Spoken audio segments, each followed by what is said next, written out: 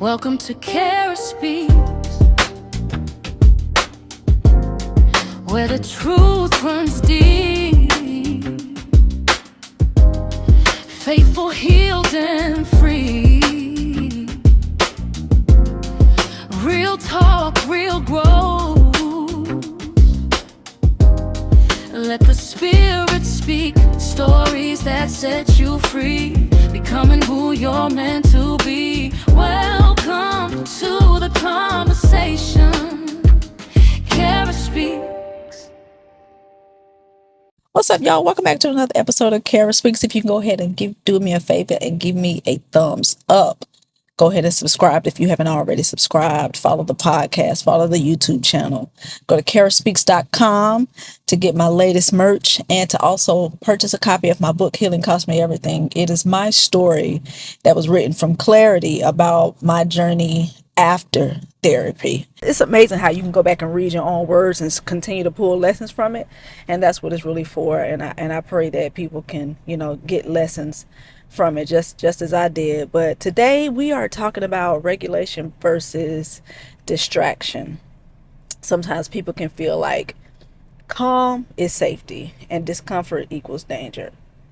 But that's not always the case. Calmness does not necessarily mean everything is okay, and discomfort does not mean that this person is unsafe. I think sometimes when we find ourselves in a place of discomfort and we feel like, oh, I got to run away, this person is unsafe to me, is usually to avoid accountability. Accountability is not dangerous. It's uncomfortable. It's meant to be uncomfortable. You're supposed to, because discomfort helps you grow. Okay. So if you are, in a situation or a conversation where you feel some tension, or you feel like I need to run away, that's information. Check in with yourself. Say, hey, why do I feel like I want to run away in this moment? Is this a place where I need to go and regulate? Or is this a moment where I might need to sit in the discomfort to see what it is that I'm meant to learn from it? Everything isn't going to always feel good. And everything that feels good to you isn't always good for you. How many times have we said in situations where this feels good? I like the way this feels, over the logic of knowing that it's not good for me, right? You know that it's not going to get you what you want, but you're going to stay in it because you like the way it feels, whatever it is. I know I have been in situations where I have dated guys, or been in situations with guys where I know they weren't good for me. I know that I was not aligned with these men. Half the time I didn't even like having conversation with them. I didn't even like them as people. However, it felt good to be with them in the moment. And that's what it's about. It's about the temporary relief that we feel, because ultimately it's a distraction.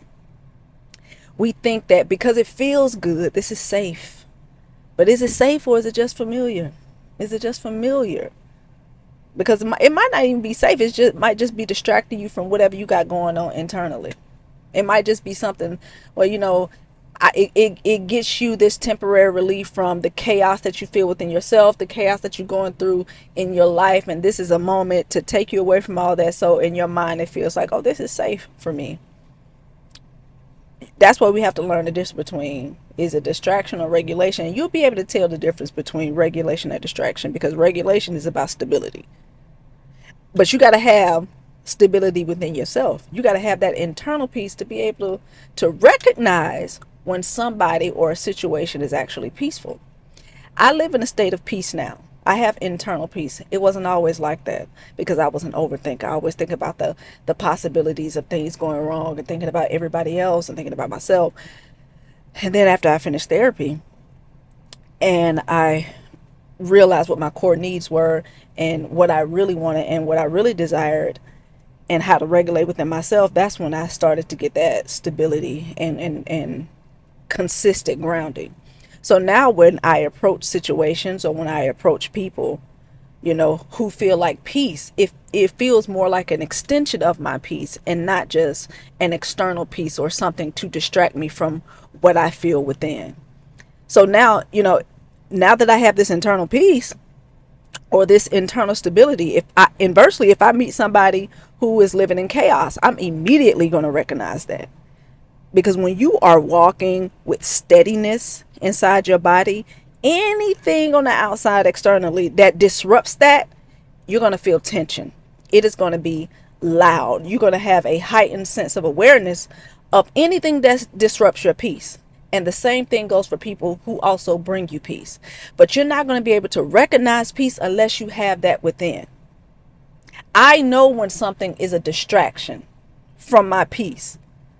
That's when it's danger, right? That's when discomfort becomes danger. Because if I have internal peace and then you come around and you are distracting me from the internal peace that I feel, then that's a danger to me. That's not meant to grow me, because you're taking me away from me, right? But if I have internal chaos where I'm constantly overthinking, where I'm constantly thinking about every possible scenario and the things I need to do, when somebody comes around and they are a distraction, I might get caught up thinking, oh, this person is calm to me. This person regulates me. When in reality, I'm just running from what I already feel, the discomfort that I already feel within myself. I'm running from the chaos. I'm trying to avoid what I already feel. And you will be able to know whether it's distraction or regulation, because you might be calm while you're in the temporary relief or while you're in the distraction. But once that leaves, do you go back to the chaos? Do you go back to dysregulation, or do you go back to that stability? That's the difference. How do you feel when you are by yourself? Because if you are regulated, the peace stays when you are alone. And distraction can be very deceiving, especially when it makes you feel like you're regulated and calm, because distraction makes us ignore red flags. Right. I'm like I said earlier, I've been in situations where I was with guys who distracted me. It gave me a temporary relief because I knew they weren't what I wanted. Right. And it doesn't even have to be with guys. It can be when I had certain jobs, when I was in certain places. Like, I would do things to distract me from what I was actually feeling, to like suppress it. But it would always come back up. Something would always come up to remind me that this is not what I want. But I would ignore it. I would suppress it, because in the moment it feels good. It's distracting me from the discomfort that I feel within myself. But it's just delayed. And it's just going to make it worse, because it gets to a point where the pressure, when you sit in something or when you entertain what doesn't get you what you want, it's just going to build up. Things are going to, the smallest things is going to just start building up until you get to a point where you like, I just can't take it no more. When you could have just cut it off in the beginning. We really entertain things too much simply because they feel good. We want to go along to get along. In this space of my life now, I'm just not going along to get along. I'm not entertaining things I do not want. I don't like unintentional conversation. I don't like unintentional interaction, because I know what that costs me. And it's nothing wrong with, if you just trying to parlay it, you just chilling, then that's fine. You know what I'm saying? If you know that you are entertaining something that's not going to get you what you want and you're okay with that, that's fine. I'm not saying anything is wrong with that. It's just about what you say you want. If you say you want stability, if you say you want inner peace, if you say you want, I don't know, a committed relationship or maybe a job or whatever it is that you say you want, you have to go after that. But as long as you entertain the things that you don't want, you're never going to get it. As long as you keep allowing things to pull you back to where you don't want to be, you're never going to be able to move forward. So it's about intentionality. What is it that you say you want, and are you shaping your environment to move towards that? You have to basically just choose what is true for you. And the only way you're going to know that is going within. You got to have the discernment to know, is this for me? But you got to know yourself first. You got to know yourself first. You got to pray about it. You got to have a relationship with the Heavenly Father so you can be able to hear the Holy Spirit when He speaks to you, so you can know what is true.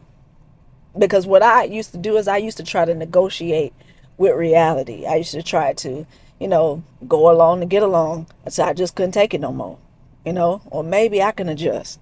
Maybe I can change my mind, or maybe I can change them. We can't change people. We just can either accept them for who they are, or we can go on about our business. Because I know I don't want nobody to try to change me. So, we can't, shape shift our reality. We just gonna have to accept it for what it is and decide what we want. How do I want to do life? Who do I want in my life? What type of community do I want?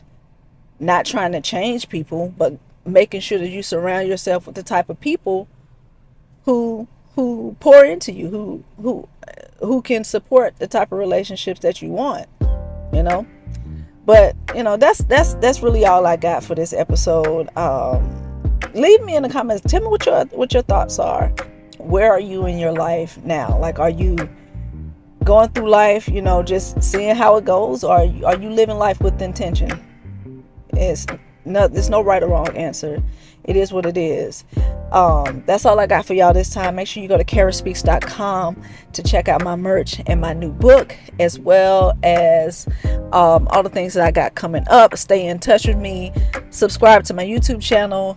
Follow the podcast at Kara Speaks the Podcast on Apple Podcasts, Spotify, and everywhere that you can stream these episodes. And I'll see y'all next time.